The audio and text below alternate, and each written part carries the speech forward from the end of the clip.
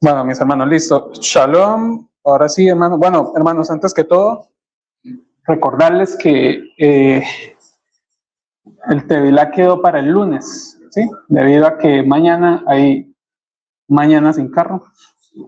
Entonces, hasta las 10 y bueno, no nos da el tiempo para ir, ¿sí? Entonces, afortunadamente el lunes es festivo. Entonces, el lunes 7 de la mañana nos vemos acá, ¿sí? Para arrancar 7:30. Nos desocupamos temprano porque el bus nos espera solo 1 hora, máximo 1 hora y media, creo. Entonces yo creo que por ahí, antes de mediodía ya estamos acá. Sí, toca que por donde entró salió. Shalom, mi hermano Luis, la estamos esperando. Qué bendición. O sea, listo, hermano. Entonces, bueno, para que lo sepamos, ya preparándonos ya estamos muy cerca de esta importante cita con el Creador. Es Pesaj, venimos en reflexión. Y bueno, vamos a aprovechar la parashá de hoy. Bueno, hoy iniciamos con Levítico.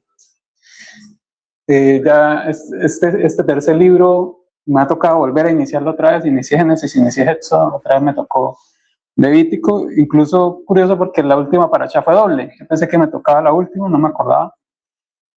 Entonces, pues es un privilegio para mí también iniciar esta parashá.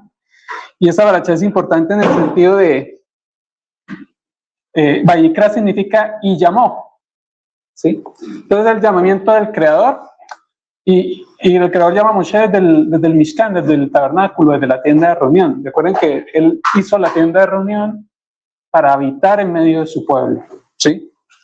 Entonces ya no lo llamaba desde un monte a Moisés, sino que esta vez lo llama desde el Mishkan, desde el templo como tal, ¿cierto?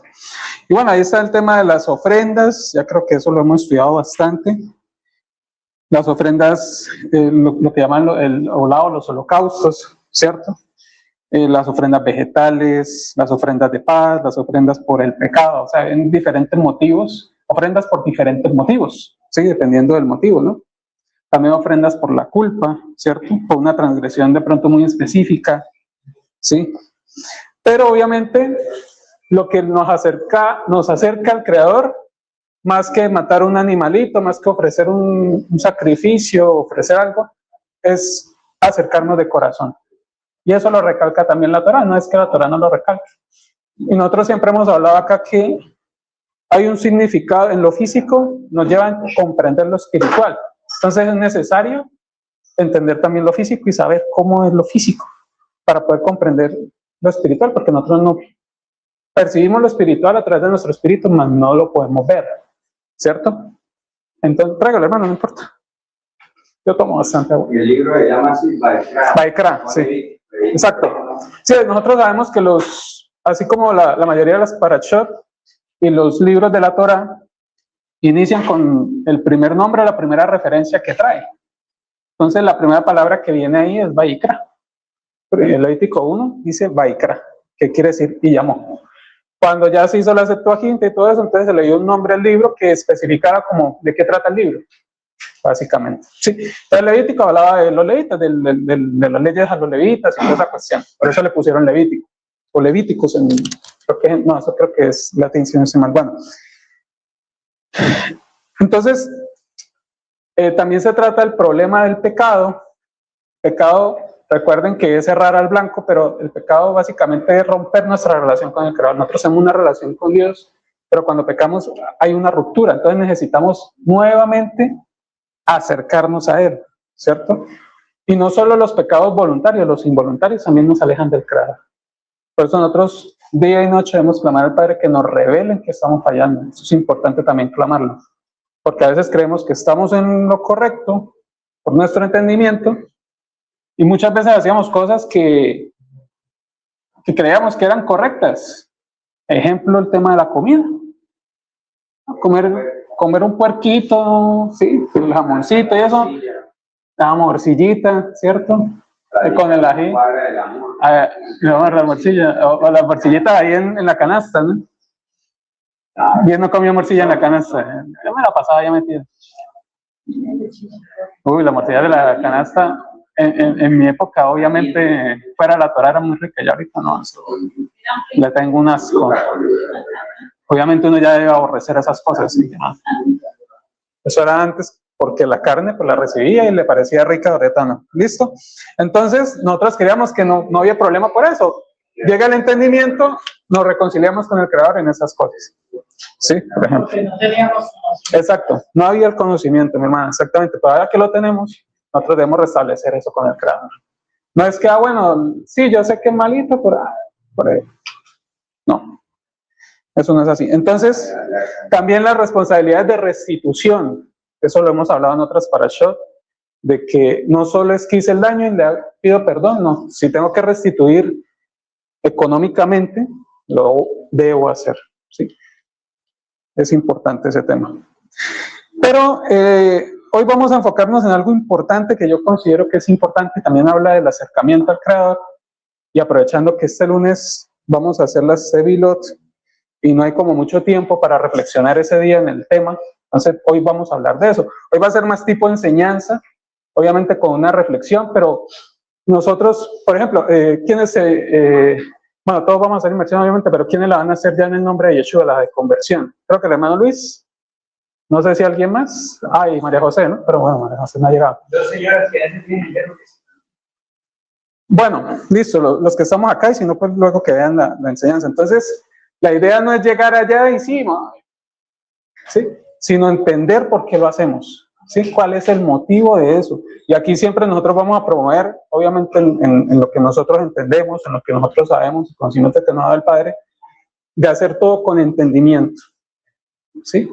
Es importante eso. No quiere decir que si hacemos algo sin entendimiento, pues si lo estamos haciendo de verdad de corazón, igual va a ser recibido. Pero obviamente la idea es ir entendiendo más las cosas, hacerlas acorde a lo que el Padre pide. Entonces, hoy nos vamos a enfocar en eso. Vamos a enfocar qué es la Tevilá, cómo eso viene desde la misma Torá, ¿sí? ¿Cuál es su significado? Y bueno, muchas controversias sé que el nombre del Padre, el Hijo, el Espíritu Santo, en el nombre de Yeshua. Vamos a resolver todos esos temas para tenerlos claros, ¿sí? Es importante antes de hacer eso. ¿Y por qué también hacemos una tevilá?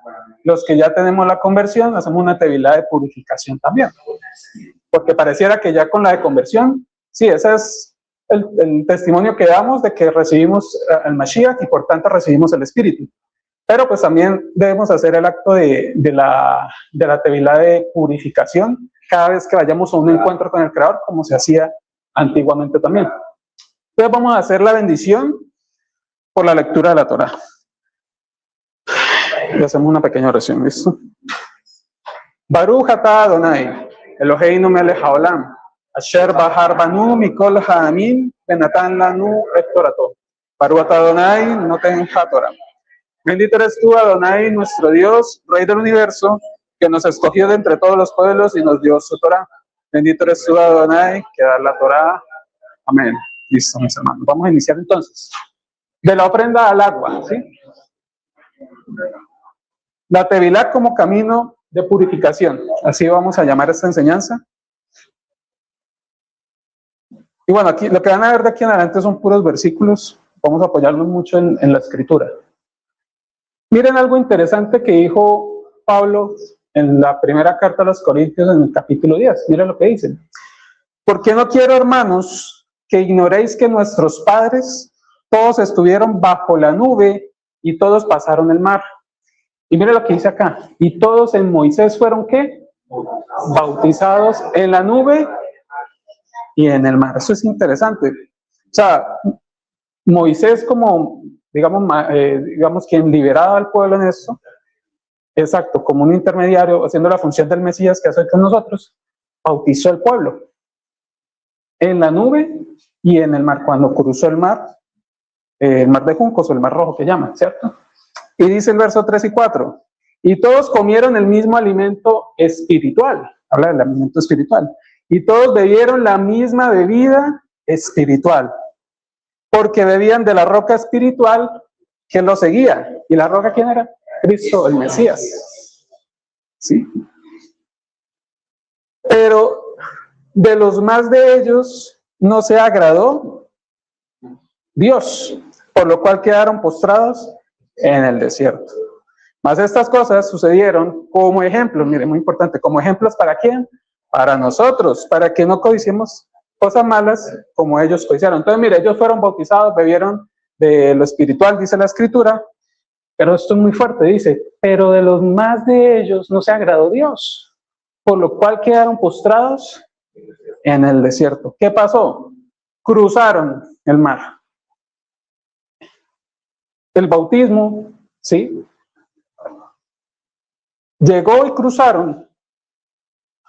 Ellos pasaron del estado de esclavos al estado de libres, ¿sí? Cruzando el mar como tal. Se les da la Torá, ¿sí? Ya están transformados, pero vuelven a lo mismo. Y eso hace, y eso lo hablamos en otras parashat, de por qué el pueblo, si de Egipto a Canaán eran 3 días, 5 días, ¿por qué se demoraron 40 años? ¿Se acuerdan del becerro que dijimos, cierto? Porque daban tumbos en sí mismos.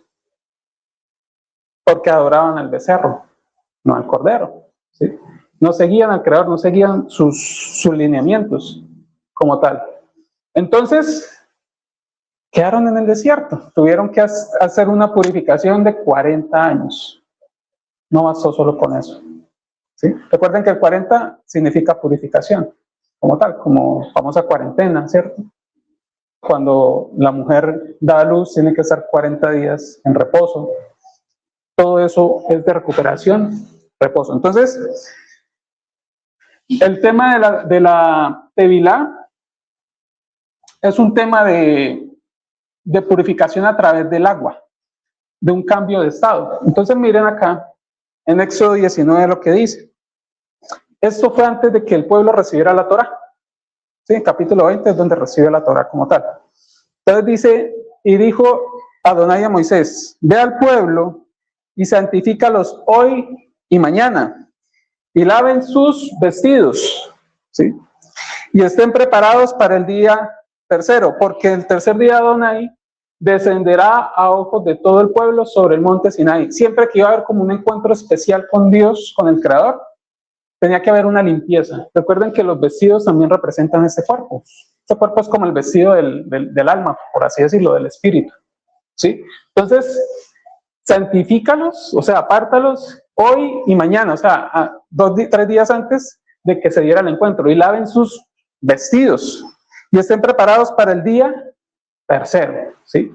Porque el tercer día Adonai descenderá a ojos de todo el pueblo sobre el monte. Entonces, vuelvo y repito, siempre que va a haber un encuentro con el Padre, debemos hacer una purificación, obviamente no solo en el tema físico, que también hay que hacerlo, ¿sí? Obviamente que deben ir limpios, etcétera, sino en un tema también espiritual, en un tema de pulcritud, como tal, porque vamos ante el Rey de Reyes, ¿sí? Nadie va, si usted tuviera el día de mañana una cita, pronto, no sé, con alguien muy importante, usted va a ir con su mejor pinta, usted va a ir bien bañadito, bien, oliendo bien rico, ¿cierto? ¿Sí o no? Porque, oh, qué pena o qué vergüenza. Lo mismo es con el Padre en el ámbito espiritual, ¿sí? Y descendió Moisés del monte al pueblo, y santificó al pueblo y lavaron sus vestidos. Y dijo al pueblo, estad preparados para el tercer día, no toquéis mujer. Ahora, en Éxodo 30, eso es lo que deben hacer el sumo sacerdote para poder entrar al templo, al Mishkan, ¿sí? Habló Adonai a Moisés diciendo, harás también una fuente de bronce, con su base de bronce para lavar, y la colocarás entre el tabernáculo de reunión y el altar, y pondrás en ella agua. Y de ella se lavarán a Aarón y sus hijos las manos y los pies. Cuando entren en el tabernáculo de reunión, se lavarán con agua, para que no mueran, mire, para que no mueran. O sea, era un ritual súper limpio, o sea, y más siendo el sumo sacerdote y su familia, ¿cierto? Tenían que estar completamente limpios, porque si no podrían morir. Entonces era algo muy delicado.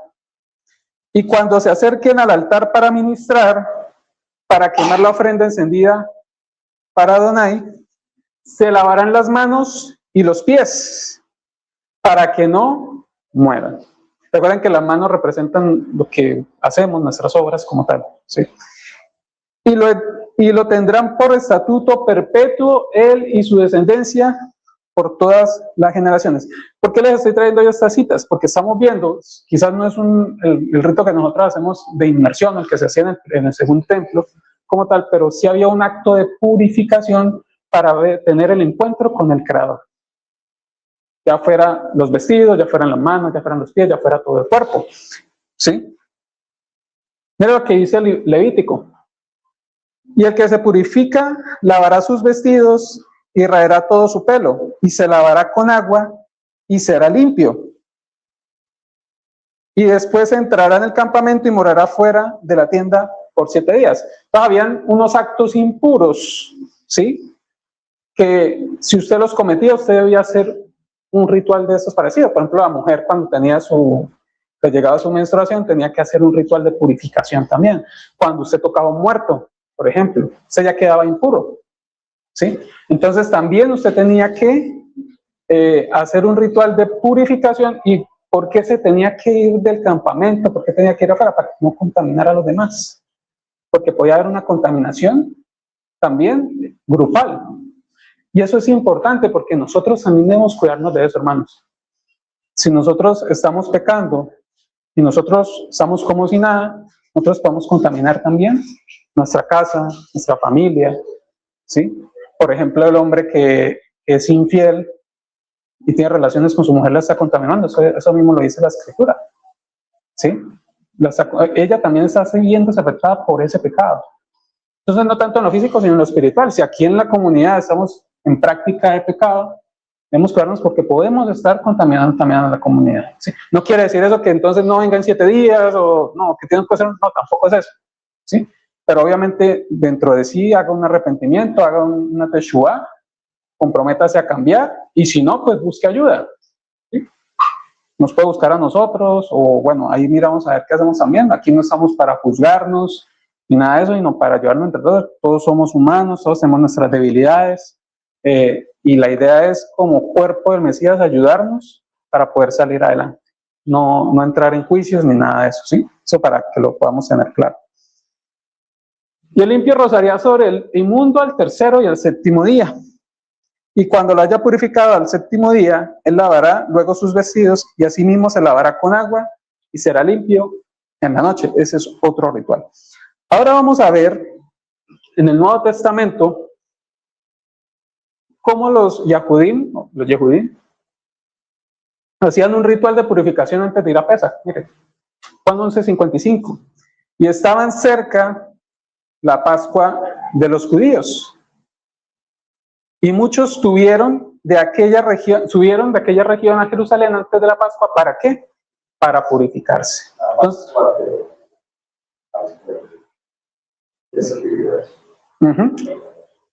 bueno, sí, ahí es un tema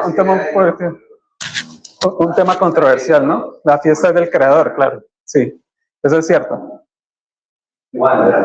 Sí, no, digamos que ahí es un tema ya polémico y eso ha suscitado es para los judíos, no, la Torah claramente habla de mis encuentros, mis moedim, ¿sí? Listo.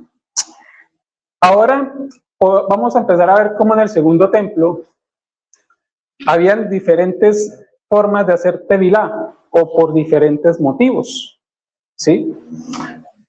Ya cuando se instaura el segundo templo y digamos en la parte de la religión judía se hacen lo que se llaman los mikveh, a los mikvot, que eran como piscinas donde ellos hacían sus rituales de purificación. Eso lo hacen hoy en día también los judíos, ¿sí? O sea, esa era una práctica muy común. Mira lo que dice Mateo 3. Entonces Yeshua vino de Galilea a Juan, o sea, estaba Yohanan, Juan el Bautista, el inmersor, estaban en el Jordán, en el Jardín, ¿sí? Para ser bautizado por él. O sea, Yeshua va y busca a Juan para que lo bautice, ¿cierto? Mas Juan se le oponía diciendo, yo necesito ser bautizado por ti. Él lo reconoció, obviamente. Pero por lo que era de vida. Y tú vienes a mí, ¿sí? Pero Yeshua le respondió, deja ahora porque así conviene que cumplamos toda justicia. Aquí es algo curioso porque Yohanan estaba haciendo bautismos para perdón de pecados, o sea, era un bautismo de purificación. Si alguien estaba en pecado, pues podía ir con Yohanan y hacer el ritual de perdón de pecados, de purificación. Entonces es curioso porque Yeshua busca a Yohanan si se supone que Yeshua nunca pecó. Pero entonces ahí dice, mire, porque así conviene que cumplamos toda justicia. Recuerden que Pablo habla que nosotros debemos ser imitadores del Mesías. Entonces es como ejemplo, y aquí está él empezando su ministerio, que por sí cuando nosotros nos bautizamos, empezamos nuestro ministerio también, o sea, nuestro caminar, es cuando recibimos al Mesías, recibimos el Espíritu, pero hay que hacerlo con el bautismo, con la inmersión, porque la inmersión representa la muerte y resurrección como tal. Así que eso es lo que hacemos cuando nos sumergimos. Sí, entonces hay que tener muy claro ese punto, ¿sí? Es un tema como de protocolo, como que tiene que seguirlo para que nosotros sigamos esos pasos también, ¿sí? Aquí en Juan 1, digamos el mismo acto, pero ya con otro énfasis, dice, y le preguntaron y le dijeron, ¿por qué pues bautizas si tú no eres el Cristo? ¿Sí? Ni Elías ni el profeta. Aquí es interesante eso porque habla del Mesías, de Elías y el profeta como tal, que eran los que estaban esperando en ese momento en el judaísmo. Y Yohanan le respondió diciendo, yo bautizo con agua, mas en medio de vosotros está uno a quien vosotros no conocéis. Este es el que viene después de mí, el que antes de mí, del cual yo no soy digno de desatar la correa de su calzado. Estas cosas sucedieron en Betabara, al otro lado del Jordán, donde Juan estaba bautizando. Entonces, mira lo que dice Juan 3. Después de esto vino Yeshua con sus discípulos a la tierra de Judea y estuvo allí con ellos y bautizaban. O sea, ya cuando Yeshua empieza su ministerio, ya iba con los discípulos y ellos ya estaban haciendo bautismos. Sí, ahorita vamos a ver cuál es esa connotación de ese bautismo como tal. Ya vemos que Yohanan nació en un bautismo que era de purificación para perdón de pecados. ¿Sí? Pero ahorita vamos a ver cuál era el bautismo de Yeshua. ¿Sí? Juan bautizaba también en Enón junto a Salim, porque había allí muchas aguas y venían y eran bautizados, porque Juan no había sido aún encarcelado. Entonces, Yeshua estaba bautizando con sus discípulos y Juan seguía bautizando también. Entonces no era un mismo bautismo como tal. ¿Sí? Y aquí viene Hechos 6. Mira lo que dicen. Por tanto, dejando ya los rudimentos de la doctrina del Mesías, vamos adelante a la perfección, no echando otra vez el fundamento del arrepentimiento de obras muertas, de la fe de Dios, de la doctrina de bautismos, mire, bautismos, a eso es a lo que yo me refiero, ¿sí? De la imposición de manos, de la resurrección de los muertos y del juicio eterno. Entonces aquí lo que dicen, lo que quiere decir dejar ya los rudimentos es, bueno, ya tenemos la base, avancemos. Sigamos, demos un paso más, subamos el escalón más, ¿sí? Entonces ya cuando nosotros estamos afianzados, ya estamos seguros en la roca, ya sabemos los rudimentos, ya sabemos las bases, nosotros debemos seguir en ese avance. Y entendiendo que hay bautismos. Entonces el bautismo básicamente, ¿qué es? El bautismo representa un cambio de estado. Cuando yo hago la inmersión, cuando yo hago el bautismo, yo cambio de estado. Eso pasaba de los sacerdotes o el sumo sacerdote, al momento de purificarse, ya ha pasado de un estado impuro a un estado puro para poder presentarse delante del Creador. ¿Sí? Y aquí viene algo muy interesante, que es la charla que tiene Yeshua con Nicodemo. Mira lo que dice Juan 3, respondiendo Yeshua le dijo, de cierto te digo, que el que no naciere de nuevo no puede ver el reino de Dios. Entonces Nicodemo dice, pero ¿cómo así? ¿Yo cómo voy a entrar al vientre de mi madre? ¿Sí?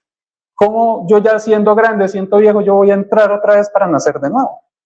¿Puede acaso entrar por segunda vez el vientre de su madre y nacer?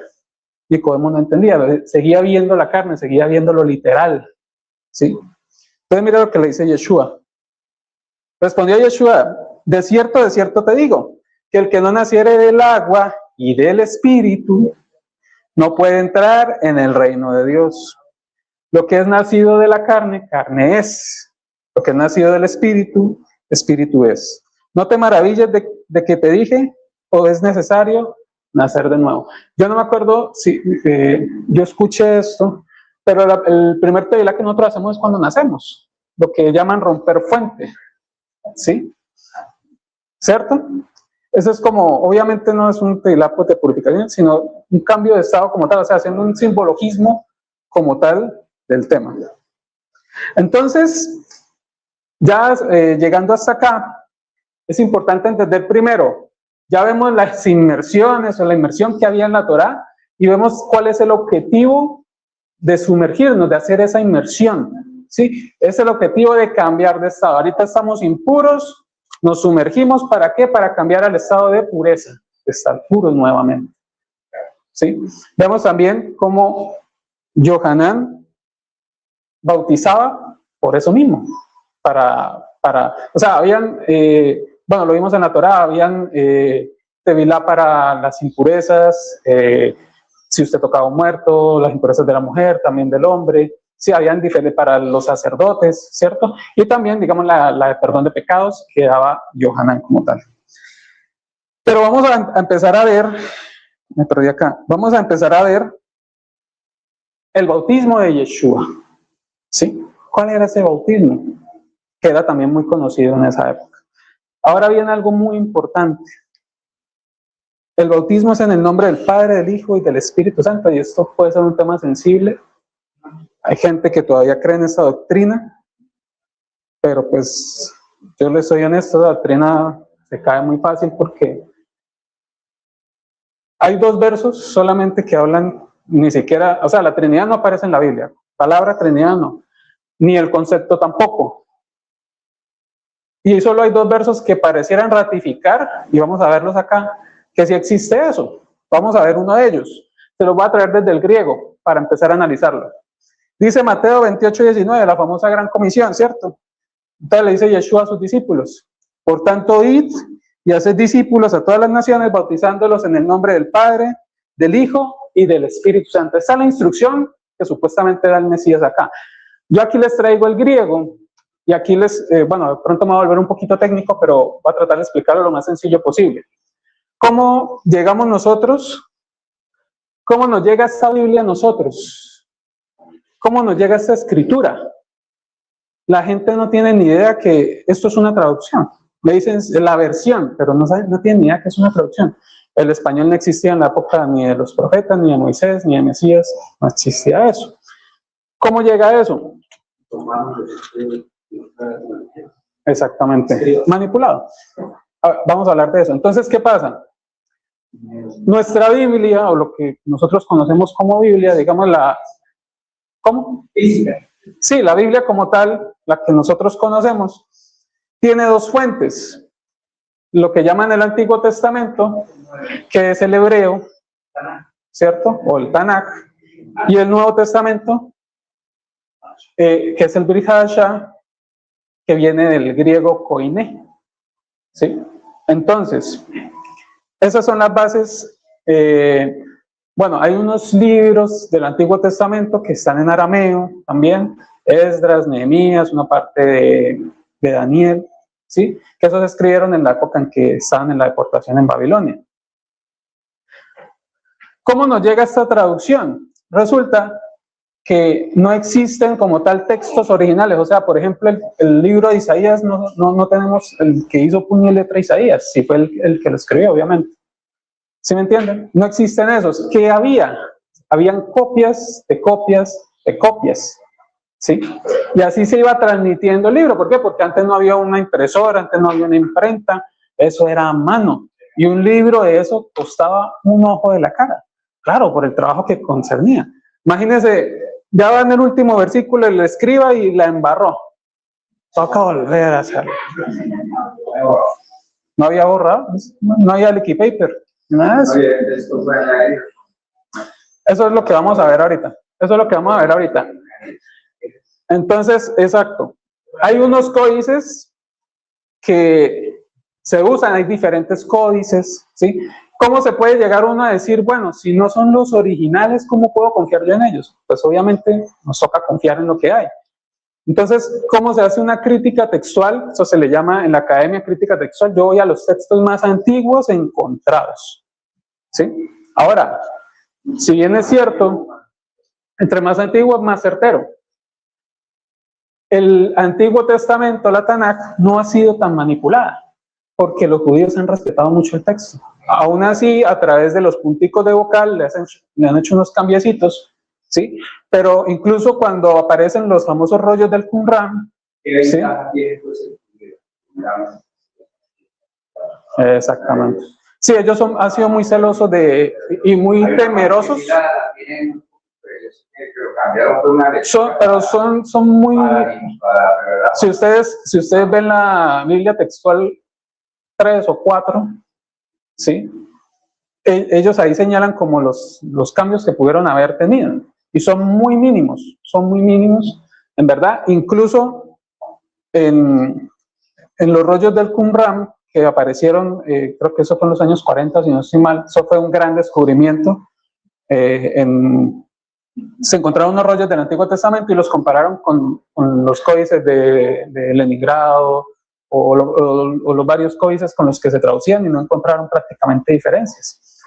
Cosa diferente en el Antiguo Testamento. El Antiguo Testamento ha sido demasiado manipulado. Perdón, de nuevo, si me equivoqué. El Brit Hadashah ha sido demasiado manipulado, ¿sí? Y vamos a verlo acá. Entonces, está este texto que dicen los católicos y parte del cristianismo, porque no todo el cristianismo cree en esta doctrina, dicen, sí, miren, hay que hacer el bautismo en el nombre del Padre, del Hijo y del Espíritu Santo. Ahora, hay versiones como la Pechita, que es digamos, el Nuevo Testamento arameo, que dicen que esto no dice, sino que dice que bautícelos en mi nombre, ¿sí? Pero lo cierto es que en los textos griegos, los más antiguos, aún dicen esto. Eso es una verdad, ¿sí? Pero ahora, primero que todo, no podemos hacer doctrina de un solo versículo.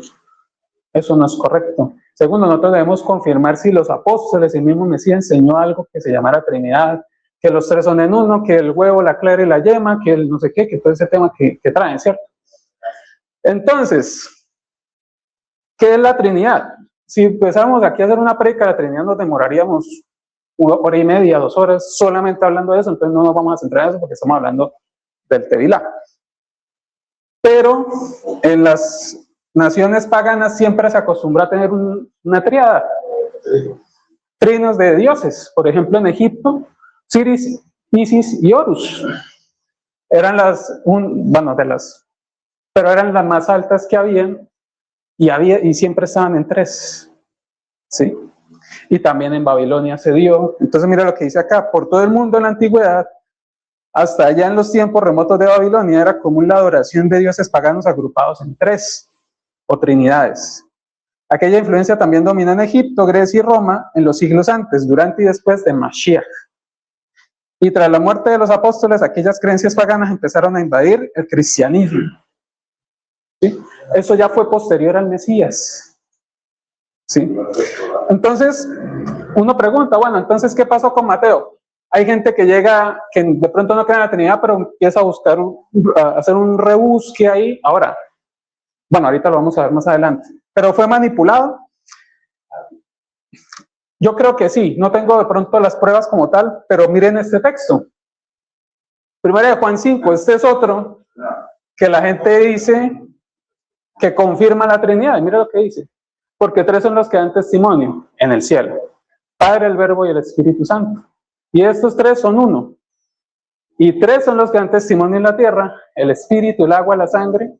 Estos 3 concuerdan. Entonces vamos a ir al texto más antiguo. Acá en verde, no sé si alcanzan a ver, este es el que está en griego. Esto es un interlineal, ¿sí? Y miren lo que dice abajo. Abajo está traducido, digamos, la traducción del interlineal no es tan exacta porque traduces palabra por palabra, no le da el sentido a la... Y miren lo que dice acá: porque 3 están dando testimonio. Y mire todo lo que dice acá. Entonces, porque tres son los que están dando testimonio en el cielo, el Padre, el Verbo y el Espíritu Santo, y estos tres son uno. Esto en el texto griego no está. No está en el texto griego. Y miremos el otro verso. Y tres son los que dan testimonio en la tierra. Eso tampoco está en el texto griego. Porque miren abajo. Habla del espíritu, del agua y de la sangre. Y esos tres concuerdan. Entonces, acá sí, quizás en el de Mateo no, pero acá sí se ve claramente que le metieron mano al texto. Está clarísimo. No hay debate en eso.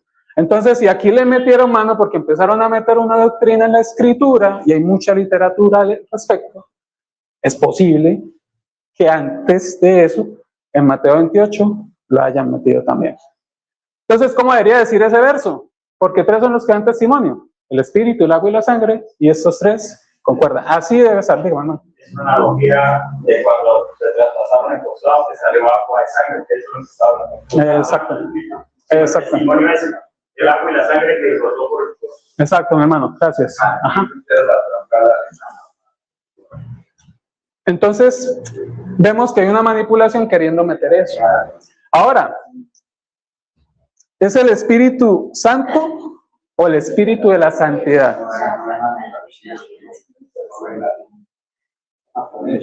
Espíritu Santo sería Ruach HaKadosh, pero sabemos que es Ruach HaKodesh. Y esto cambia el sentido. ¿Por qué? Miren acá otra vez. Como en el interlineal. No me equivoqué, era para atrás. Como en el interlineal del Mateo 28, dice, no dice Espíritu Santo, dice Santo Espíritu. Y eso ya cambia el sentido de la palabra. Entonces, ¿qué es el Espíritu Santo? El Espíritu de la Santidad es el mismo Creador, es el mismo Espíritu de Dios que viene en nosotros y nos santifica. ¿Cierto? Es una energía, es un espíritu, no es una persona, es un soplo. Y originalmente es eso, es un soplo. Por eso viene en el griego el neuma. ¿Sí? No es una persona, no son tres, no. Adonai Eloheinu, Adonai Echad. ¿Sí? Lo que decimos siempre cuando empezamos el servicio. Dios es uno y único. Entonces, vuelvo y digo, para el tema de la Trinidad, pues habría que expandirnos porque ya toca ir, bueno, ¿de dónde salió eso? ¿Cómo empezaron a hacer eso? Entonces recuerden, Babilonia, Egipto, los mismos griegos. Cada pueblo llevó la idea de una Trinidad. Que por eso vemos en Egipto, eran dioses solares, porque bueno, pero me dirán, pero hermano, usted no me puede debatir que el texto más antiguo de Mateo 28 sí dice Padre y Espíritu Santo. Y eso dijo Yeshua. Bueno, entonces, ¿qué hicieron los apóstoles? Vamos a ver varios textos. Aquí, recuerden que Yohanan dijo, no, el que viene detrás de mí los va a bautizar en espíritu y en fuego. Y Yeshua antes de ascender les dice, yo les enviaré mi espíritu, ¿cierto? Y cuando llega Pentecostés, o Shavuot, desciende el Espíritu en lenguas de fuego, ¿sí? Entonces ahí es donde se recibe el bautismo en Espíritu, no es hablar en lenguas o sacar la bazuca o nada de eso, ¿no? Ellos hablaron en lengua en ese momento porque había gente de todas las naciones. Exacto, entonces habrían que darse a entender. Por eso hablaban en varios idiomas, ¿sí? Ese es el don de lenguas como tal, el verdadero don de lenguas es eso. Entonces ya Pedro les da el discurso y dice, arrepentidos y bautícense cada uno de vosotros en el nombre de ¿quién? De Yeshua el Mesías. Yo no veo que ahí diga el nombre del Padre, del Hijo y del Espíritu Santo. El Mesías para perdón de pecados y recibiréis ¿qué? El don. Entonces nosotros ¿qué hacemos? Creemos, nos bautizamos y recibimos el Espíritu. El Espíritu Santo de santidad, sí, exactamente, hermano. Y luego dice, así que los que recibieron su palabra fueron bautizados y se añadieron en aquel día como 3,000 personas.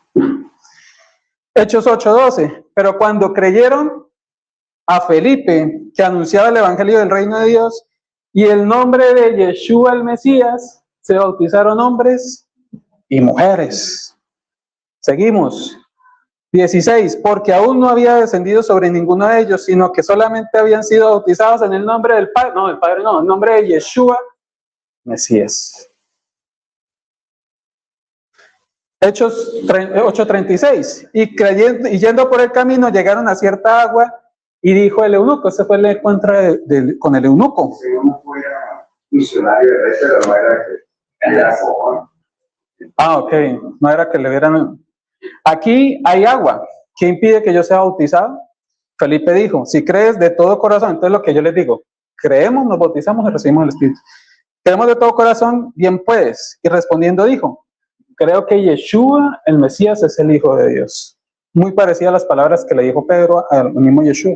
Y mandó parar el carro y descendieron ambos al agua, Felipe el eunuco, y lo bautizó. Aquí solamente estoy trayendo los bautismos donde se ve que fue en el nombre de Yeshua, porque hubo muchísimos más bautismos. 47. Entonces respondió Pedro, ¿puede acaso alguno impedir, eso fue con Cornelio, si no estoy mal, impedir el agua para que no sea bautizados estos que han recibido el Espíritu, también como nosotros? Y mandó a bautizarles en el nombre del Señor, ¿qué? Yeshua. Entonces le rogaron que se quedasen por algunos días. Seguimos trayendo más versos. Y sacándolo les dijo, Hechos 16:30, señores, ¿qué debo hacer para ser salvo? Ellos dijeron, cree en el Señor Yeshua, el Mesías, y serán salvos tú y tu casa. Entonces, ojo, aquí hay que acotar algo. El bautismo no nos salva. ¿Qué nos salva?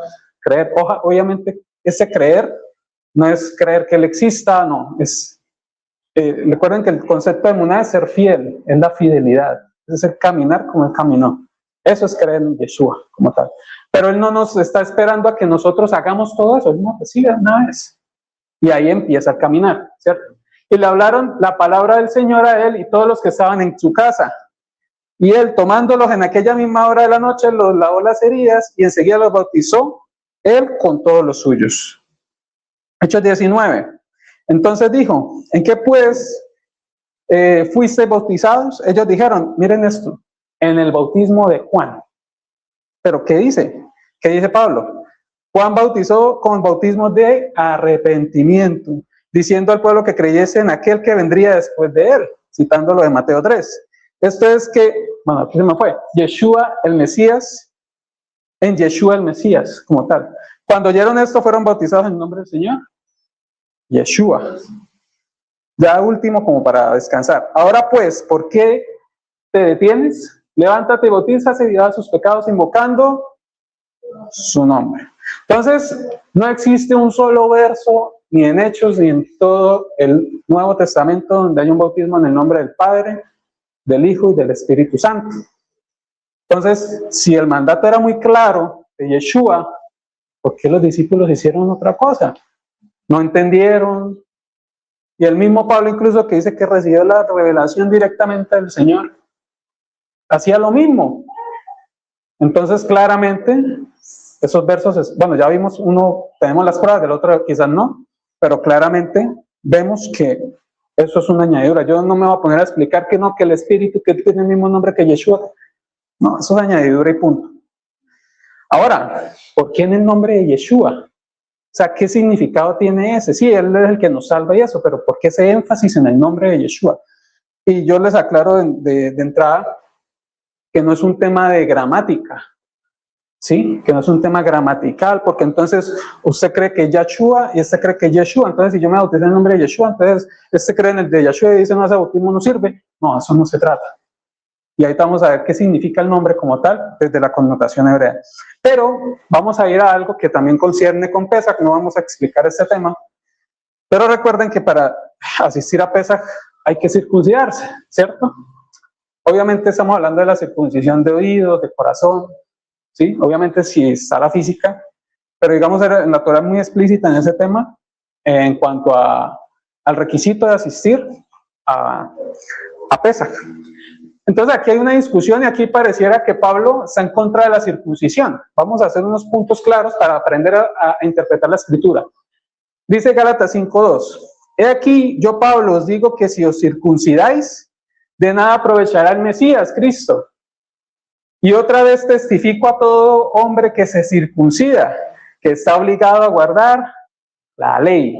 Digámosle la ley. ¿Sí? Dejémoslo así que está bien. De Cristo, ¿qué dice? Os desligasteis. Los que por la ley os justificáis, de la gloria habéis caído. Aquí le está hablando a esos gentiles que obligaban a circuncidarse para poder entrar al pueblo. Pero entonces, cuando nosotros decimos que hay que circuncidarse, la gente nos dice, no, cuidado, si se circuncida, se desliga del Mesías y ya no tiene salvación. Ahora, yo hago una pregunta. ¿Y por qué? Porque dicen que está obligado a guardar toda la ley. Entonces, está obligado a guardar toda la Torá. Así es que el que guarda la Torá está condenado, pero nosotros debemos entender a qué ley se refiere Pablo. ¿Y cómo podemos entenderlo? ¿En dónde dice en la Torá que un extranjero se debe circuncidar para pertenecer al pueblo? No hay ninguna ley al respecto. ¿Qué dice? No, el extranjero puede morar con ustedes.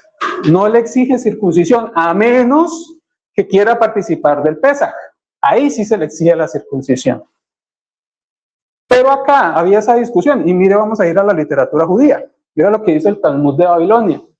Tratado Gerim 2.5 dice: así como Israel fue iniciado en el pacto, esto es literatura judía, ¿no? Eso es lo que decían los judíos, ¿no? Para que estemos claros. Así como Israel fue iniciado en el pacto por 3 preceptos, así los prosélitos son iniciados por la circuncisión, la inmersión y el sacrificio. Entonces habían 3 requisitos para que un gentil fuera ingresar al pueblo de Judá, en ese caso, o fuera un judío convertido y fuera un prosélito como tal. Entonces dice, la omisión de los 2 primeros, o sea, de la circuncisión y la inmersión, los excluye, o sea, no pueden pertenecer. Pero la omisión del tercero no lo excluye, o sea, el de sacrificio, pues no lo iba a excluir como tal. La omisión del sacrificio también es una exclusión. Esa fue decisión de Rab Eliezer ben Jacob. Un prosélito que se convierte está obligado a apartar una 4ª parte para su sacrificio de aves. Bueno, y ahí había una discusión en ellos. Entonces, ¿qué pasaba? Se les estaba obligando a los que querían convertirse a circuncidarse y a hacer una tevilá, una inmersión. ¿Y qué gravedad tendría eso? Vamos a otra interpretación, a otro texto. Esto viene del Talmud directamente, el Talmud de Babilonia, dice. Exactamente, era un requisito. Entonces dice, si acepta todas estas consecuencias, los circuncidan inmediatamente. Si aún quedan restos en la piel del prepucio que invalidan la circuncisión, los circuncidan una 2ª vez para eliminarlos. Una vez curado, los sumergen inmediatamente en el agua, o sea, tevilá. Y 2 eruditos de la Torá lo acompañan durante la inmersión y le informan sobre algunas de las mitzvots más permisivas y otras más estrictas. Esto hablando de la ley de la halajá judía como tal. ¿Sí? Tras la inmersión y salir del agua, es judío de nacimiento, entonces también ellos tenían el concepto de que si hacía la inmersión, era una nueva persona. Y decían, de nacimiento, mire, eso era un concepto que tenía también en esa época. Pero ¿cuál es el problema con eso? Bueno, hermano, ¿cuál es el problema? Cuando se hacía esa inmersión, se hacía en el nombre de la persona que esa persona seguía. Llámese Gamaliel, llámese Yohanan. Lo que quiere decir que estamos bajo la autoridad. Exacto. Miren lo que dice 1 Corintios 15. De todo modo, ¿qué harán los que se bautizan por los muertos? Si en ninguna manera los muertos resucitan. Aquí estaba esa discusión de la resurrección. ¿Por qué pues se bautizan por los muertos? ¿Quién es el que da vida eterna? Yeshua. Si yo me bautizo en otro nombre, y cuando hablo de otro nombre hablo de otra persona, otro maestro. La vida eterna la eterno es a través de esta, porque perdió el primer Adán. ¿Se acuerda que el diablo vino y lo tentó? Sí, sí. Por eso hay una analogía, creo que aquí veces que dice que por cuanto un hombre entró el pecado al mundo, por otro hombre entró la... Porque lo mismo pasó con el Mesías, o sea, Adán fue tentado a ser como Dios. Y no sabes que si conocéis el árbol seréis igual a Dios, ahora el Mesías también. Pablo dice a Jesucristo hombre. Entonces a través de ese hombre, así como entró el pecado por un hombre, a través de ese hombre entra la salvación. Es que es que el concepto es que nosotros nos adherimos al cuerpo del Mesías, básicamente, y por eso somos salvos también. ¿Sí? Dice la palabra que nos volvemos coherederos al aceptar a Yeshua. Volvemos coherederos y por lo tanto también nos pertenece esa herencia. ¿Sí? Entonces, ¿qué pasaba? Al hacer la conversión al judaísmo, te bautizabas en el nombre del maestro de la escuela en que te sometías. Entonces, esa era lo que decía Pablo. Usted se bautizaba uno de ellos y usted debía cargar el yugo de ese maestro. Y por eso Yeshua dice en Mateo 11, dice, venid a mí todos los que estén trabajados y cargados, y yo os haré descansar. Llevad mi yugo sobre vosotros y aprended de mí, que soy manso y humilde de corazón, y hallaréis descanso para vuestras almas, porque mi yugo es fácil y ligera es mi carga. Y eso es lo que decía Pablo. Si ustedes se circuncidan, están obligados a cumplir toda la ley, o sea, el yugo que les montaban a ellos por hacer eso. Entonces, por eso es importante bautizarse en el nombre de Yeshua. Ahora, ¿qué es el nombre? El nombre habla de autoridad como tal. No es un tema gramatical, como les decía ahorita. No, es un tema de autoridad y de entender quién es el Mesías también. ¿Quién es el Mesías como tal al que seguimos acá? ¿Cierto? Hechos 4 dice, esto es importantísimo, miren. Aconteció al día siguiente que se reunieron en Jerusalén los gobernantes, los ancianos y los escribas, y el sumo sacerdote Anás, Caifás y Juan y Alejandro, y todos los que eran de la familia de los sumos sacerdotes, y poniéndoles en medio, aquí hablan de Juan y de Pedro y de Juan, ¿sí? Poniéndoles en medio les preguntaron, ¿con qué potestad o en qué nombre habéis hecho esto? Vosotros esto, habían curado a un enfermo, ¿sí? Entonces, ¿en qué nombre? Dice, entonces Pedro, lleno del Espíritu de la Santidad, le dijo, gobernantes del pueblo y ancianos de Israel, puesto que hoy se nos interroga acerca del beneficio hecho a un hombre enfermo, de qué manera éste haya sido sanado, sea notorio a todos vosotros y a todo el pueblo de Israel que en el nombre de Yeshua, el Mesías de Nazaret, a quien vosotros crucificasteis, a quien Dios resucitó de los muertos, por él este hombre está en vuestra presencia sano. Digamos, este Yeshua es la piedra reprobada por vosotros los edificadores, la cual ha venido a ser cabeza del ángulo. Y dice, y en ningún otro hay salvación, porque no hay otro nombre bajo el cielo dado a los hombres en que podamos ser salvos. Dice, en ningún otro. Sí. Se identificó como Yeshua de Nazaret, no como Yeshua de Belén. No. Es claro, cuando Juan llama al bautismo de arrepentimiento, ¿a quién llamaba? A todos los pecadores del tiempo. Entonces, cuando el Mesías Yeshua va a Juan, él está recibiendo la carga del pecado de todos los humanidad, ¿cierto? Él lo está aceptando y va a pagar un precio, ¿cierto? Entonces, si él pagó ese precio, entonces ese bautismo de arrepentimiento para que se cumpla la justicia en mí, ¿qué tiene que ser?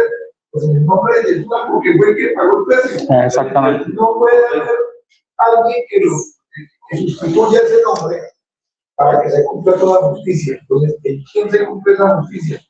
Solo en él.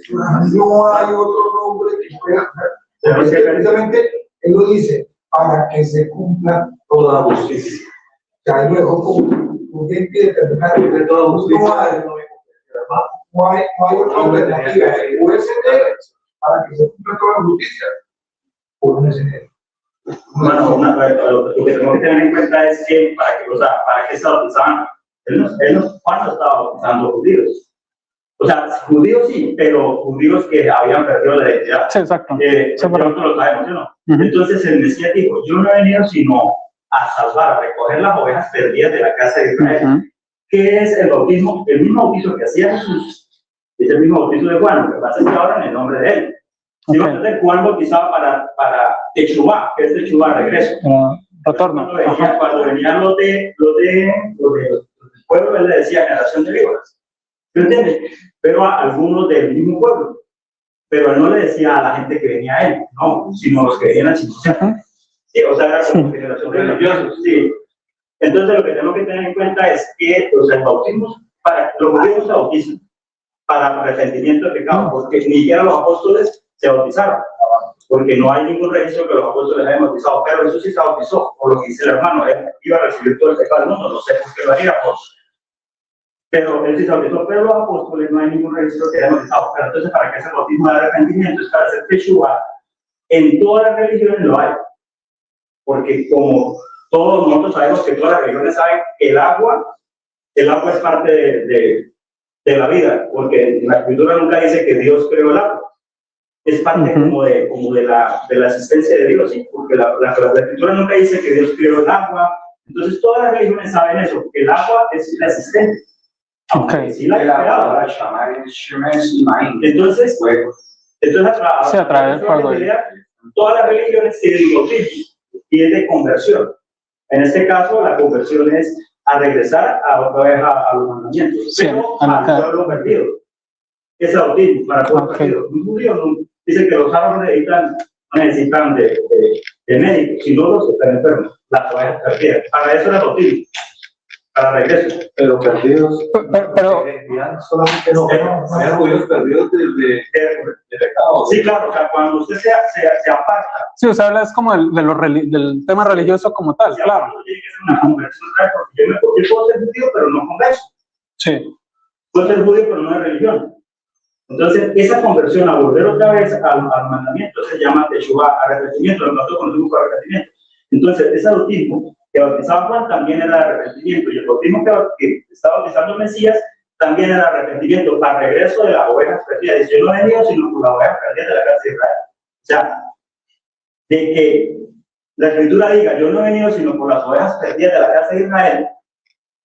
Si yo me creo en ti y yo no quiero regresar, pues yo estoy perdido todavía. Entonces, para eso es, ahora, si usted reconoce al Dios de Israel, reconoce al Mesías, el enviado de Dios, el ungido de Dios, y reconoce lo que él está haciendo, recoger, pues se bautiza, o sea, se hace el bautismo de arrepentimiento, el de regreso a la Torá, y el regreso a aceptar al Mesías, que ese es el Mesías, el ungido de Dios. Eso, man. Sí, en el pueblo. ¿Y qué nos dice Yohanan 10:30? Yo le abro los ojos. O sea, ¿qué está diciendo Jesús?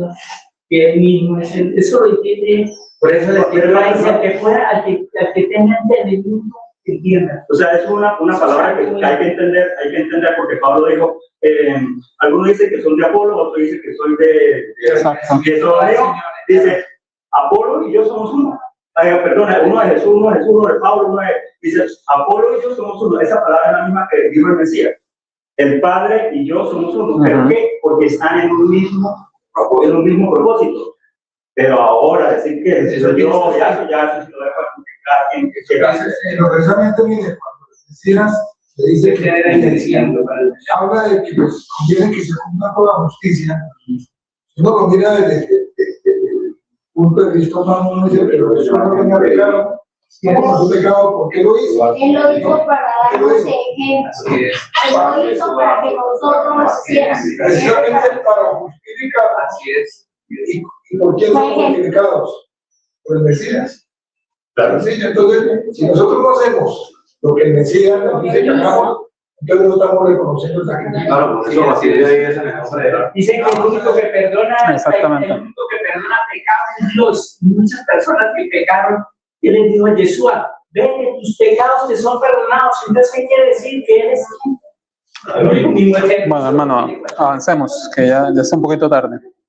Muy interesante la charla. Entonces, seguimos ahí, ¿no? Entonces, les ordenaron que salieran del concilio, ¿sí? Y conferenciaban entre sí diciendo, ¿qué haremos con estos hombres? Empezaban como un tema de conspiración, ¿no? Porque de cierto, señal manifiesta ha sido hecha por ellos, notoria a todos los que moran en Jerusalén, y no lo podemos negar. Y sin embargo, para que no se divulgue más entre el pueblo, amenacémosles para que no hablen de aquí en adelante a hombre alguno en este nombre. Sí. Entonces, perdón, apagué. Entonces, ¿por qué en su nombre. Entonces, en la mentalidad hebrea, el nombre representa ¿qué? Autoridad, identidad, pacto, ¿sí? Entonces, bautizarse en nombre de Yeshua significa entrar bajo su autoridad, bajo su yugo, ¿sí? Identificarse plenamente con el Mesías, participar de su muerte y su resurrección. Y aquí vean algo importante, porque hay muchas, digamos en el cristianismo, hay una corriente fuerte que habla que ellos no creen en el tema trinitario, pero se bautizan en el nombre de Jesús. Entonces dicen, no, ese bautismo sirve. Entonces vimos que nosotros nos ponemos bajo el yugo del maestro. Entonces es correcto que si yo me bauticé en el nombre de Jesús, ¿quedaría así? Depende, porque ¿en qué Jesús creía usted? En el que dicen las religiones que hay que reunirnos los domingos y no el Shabbat, el que purificó los alimentos, el que unos dicen abolió la ley, otros dicen no, la cumplió, el que enseñó cosas en contra de la Torá, el que enseñó una nueva ley. ¿Usted se bautizó bajo ese nombre? ¿Hablo de autoridad? Bajo. Exactamente. ¿Sí? O el Yeshua que, bendito sea el Padre, ya se nos reveló como tal, ¿cierto? El judío, el que explicó la Torá como tal, el que derribó las doctrinas de hombres, ¿cierto? Que cargaban yugo contra el pueblo, ¿sí? Entonces hay que tener muy claro eso, ¿sí? Y vuelvo y digo, no es un tema gramatical, no es porque, y tampoco es un tema de religión, es identificarnos con ese verdadero maestro, ¿sí? Y bueno, ya para ir terminando, el significado profundo del tema. Entonces, morimos al viejo hombre, entramos en agua simbolizando morir al pasado. La purificación, el agua simboliza limpieza espiritual. Por eso el pueblo pasa de Egipto al desierto, atravesando el mar, y cuando entran a la tierra prometida tienen que pasar por el Jordán también. ¿Sí? Nueva vida, salir del agua representa nacimiento espiritual, por todo lo que vimos, ¿sí? ¿Y por qué se debe hacer el tevilá o la tevilá? No es un tema solo ritualístico, no es un tema de cumplir y ya, que porque hay que hacerlo, ¿cierto? Es una declaración pública, ¿sí? Digo, me arrepiento de mi vida antigua, entro en pacto con Dios y decido seguir a Yeshua, en el caso de la conversión. Y ya para concluir, la tevilá no es solo agua, es un acto profético, ¿sí? Entonces, representa la muerte, representa la purificación y representa ¿qué? La resurrección. Por eso el creyente entra en el agua como una persona y sale como una nueva creación. Sí, es como cuando nos lavamos. Estamos sucios, y nosotros salimos de la ducha y estamos como nuevos, ¿cierto? Como frescos, como limpios, como sí. Entonces, mis hermanos, es muy importante, gracias por todos los aportes que hubo también, de entender si bien entendimos como el tema ya escritural, contextual, de pronto más en el entendimiento de todo este tema de la tevilá, es entender también la importancia que tiene ese acto que vamos a hacer, ya sea los de conversión, también los de purificación, que es un acto meramente simbólico, ¿sí? Es un tema de símbolo, y nosotros debemos ir con el corazón dispuesto a ese acto. No es lo mismo el que entra con su corazón de verdad dispuesto, arrepentido, queriendo llegar a esta cita que vamos a tener de Pesaj con el Padre los más limpios posibles, ¿sí? Que el que va simplemente porque a que me vean hacer el tevilá, para que me reciban allá en la cena, ¿sí? Y no es solo eso, obviamente, es un tema ya de comportamiento, de introspección, de entender qué estoy haciendo mal, qué debo cambiar, y aquello que no pueda con mis fuerzas, pues rogarle al Creador que me ayude para poder cambiar y poder llegar a esa cita. Y no solo que a veces nos pasa 15 días, mejor dicho, usted se levanta a las 4 de la mañana, ora todo el día bendiciendo a la gente, cuidando su comidita, en la noche ora, y así, y pasa la semana después de la fiesta y volvemos a la vida anterior. Ahí no estamos haciendo nada. Ahí no estamos haciendo nada. No, ya llegará esto, Yom Kippur. No, es lo que yo siempre digo. cada fiesta nosotros debemos evaluar. Por ejemplo, a mí me gusta mucho hacerlo yo lo hago en cada ciclo, pero en Yom Kippur sobre todo, yo siempre evalúo cómo me sentí el año pasado, cómo me estoy sintiendo ahorita. Y el Yom Kippur anterior, yo lloré como, yo no sé si aquí me vieron, a lo mejor no estaban en su tema. Ya en el Yom Kippur después no era tanto. Entonces yo dije, ya hubo un cambio, ¿sí? Obviamente no vamos a llegar limpios, la idea es esa, pero cada vez que avancemos en este camino, menos errores cometer. Van a aparecer más pruebas, de pronto van a aparecer cosas que antes, desafíos que antes no teníamos, ¿sí? Cosas nuevas que se nos presentan, debilidades que nosotros decíamos, pues, ¿por qué me está pasando? Antes no me pasaba, ¿sí? Un tema de pronto antes uno sufría su economía, de pronto, o de salud, puede pasar, que el Creador nos guarde, que nos proteja, ¿cierto? Pero puede pasar también a periodo de prueba. Entonces, mis hermanos, esta es la reflexión de hoy para estar claros, para estar dispuestos, como pues, como lo dijimos, va a ser un tema más bien como de correr un poquito, obviamente no correr tanto, pero sí, de pronto no nos va a alcanzar el tiempo como para tener claro eso. Entonces, la idea era centrarnos hoy en este tema de la Tevilá y vamos a hacer